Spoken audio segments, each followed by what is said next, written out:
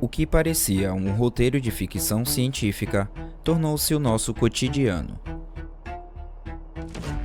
Em menos de 24 horas, o entretenimento parou, ídolos foram derrubados e a palavra pandemia ecoou oficialmente pelos 4 cantos do globo.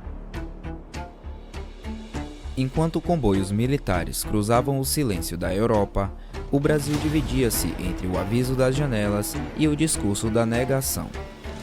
Este foi o mês em que a nossa realidade foi colocada em pausa. Sejam bem-vindos ao canal de 2020 pra cá.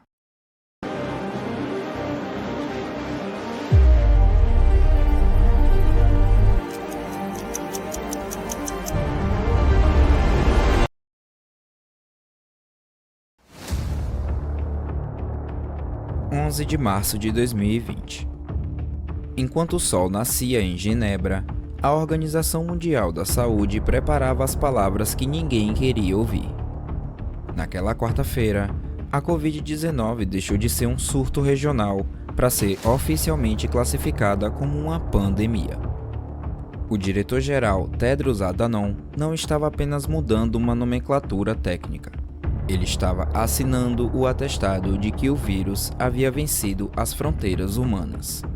Naquele momento, o mundo já contava com 118 mil casos em 114 países. A ficha começava a cair, mas o verdadeiro choque viria do entretenimento. Horas após o anúncio da OMS, o vírus ganhou um rosto que todos conheciam e confiavam. Tom Hanks, o pai da América, postava em suas redes sociais que ele e sua esposa, Rita Wilson, haviam testado positivo na Austrália. Foi um divisor de águas psicológico.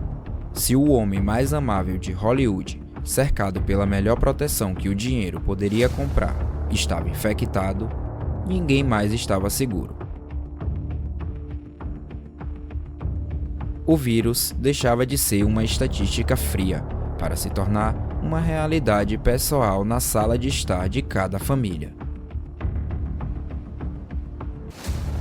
Mas o golpe final daquela noite veio das quadras de basquete.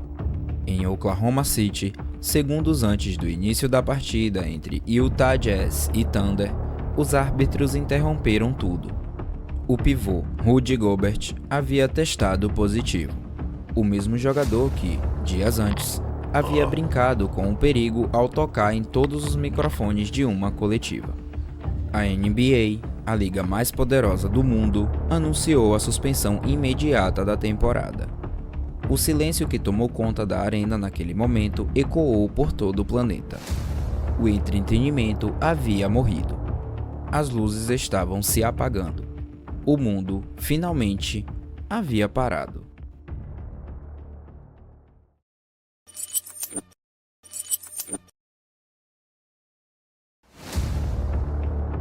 Enquanto o mundo debatia estatísticas em meados de março, a cidade de Bérgamo, no norte da Itália, vivia um cenário que muitos acreditavam ser impossível no século XXI. O sistema de saúde mais avançado da Europa havia colapsado. Não havia mais leitos, não havia mais respiradores e, o mais trágico, não havia mais tempo.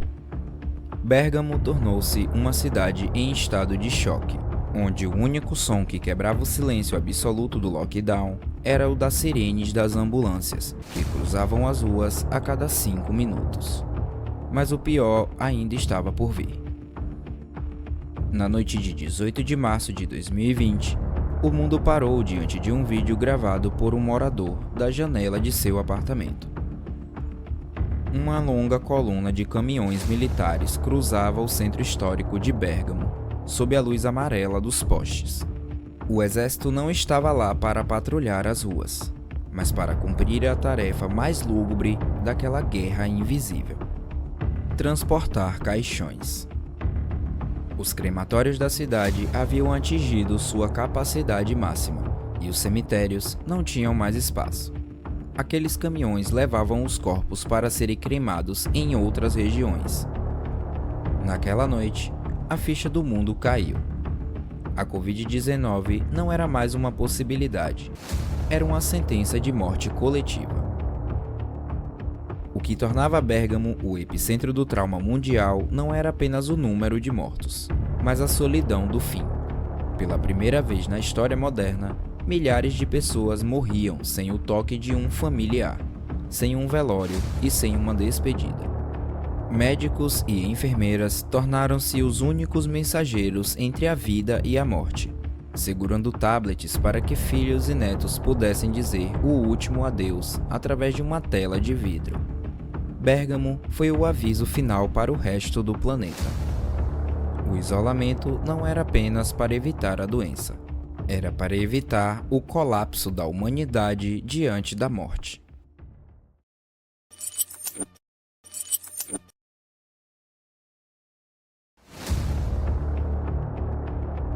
No dia 17 de março, o Brasil registrava sua primeira morte oficial.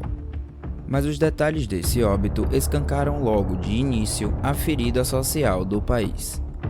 A vítima era uma mulher de 63 anos, empregada doméstica no Rio de Janeiro. Ela contraiu o vírus de seus patrões, que haviam acabado de retornar de uma viagem à Itália e estavam em isolamento domiciliar. A morte dela não foi apenas uma estatística. Foi o aviso de que a pandemia no Brasil não atingiria a todos da mesma forma. Enquanto uns podiam se isolar em quarentenas luxuosas, outros eram a linha de frente de um perigo que não escolheram enfrentar. Na noite de 24 de março, o país parou para ouvir o presidente da República em rede nacional. O que se esperava era um plano de união. O que se ouviu foi o estopim de uma guerra ideológica. Bolsonaro classificou a doença como uma gripezinha ou resfriadinho e criticou duramente os governadores que impunham medidas de isolamento. No meu caso particular, pelo meu histórico de atleta, caso fosse contaminado pelo vírus, não precisaria me preocupar.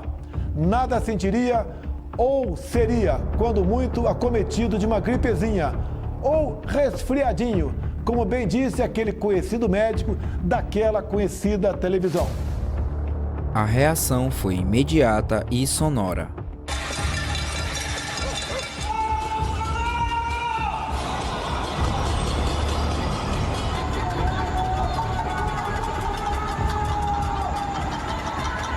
De norte a sul, as janelas das grandes cidades brasileiras ecoaram o barulho dos panelaços.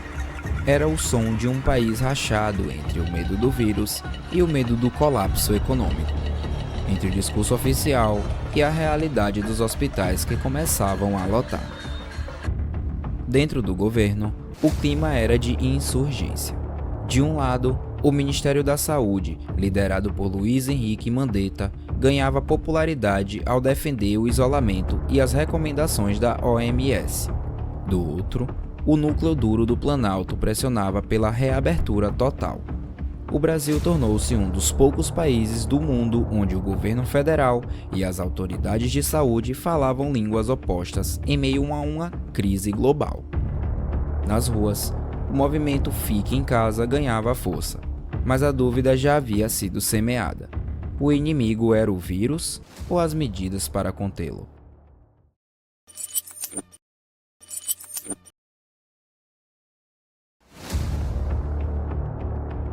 Antes mesmo das leis de lockdown serem assinadas, o medo tomou as rédeas do consumo. Em março de 2020, o mundo assistiu a um dos fenômenos psicológicos mais bizarros da história moderna: a corrida pelo papel higiênico. Das metrópoles americanas às capitais brasileiras, as prateleiras ficaram vazias em questão de horas. Não era uma necessidade lógica, era o símbolo do pânico de perder o controle sobre o básico. O ser humano, diante da incerteza do amanhã, tentava estocar o máximo de normalidade que conseguia carregar em um carrinho de compras. Enquanto a humanidade se recolhia em medo, o planeta experimentava um respiro inédito. Imagens de satélite da NASA revelaram algo impressionante. Em poucas semanas de isolamento, a poluição atmosférica sobre a China e a Europa havia despencado. Em Veneza, As águas dos canais, antes turvas pelo turismo predatório, tornaram-se cristalinas. A natureza começou a ocupar o vácuo deixado pelo nosso silêncio. Era um lembrete poético e cruel de que o mundo continuava a girar, mesmo quando a nossa engrenagem econômica estava travada. Março terminou com a promessa de que seriam apenas 15 dias para achatar a curva. Mas, dentro das casas, a sensação era de que o tempo havia se tornado elástico.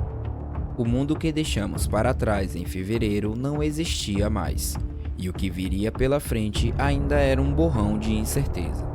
O isolamento social transformou-se na nossa nova identidade.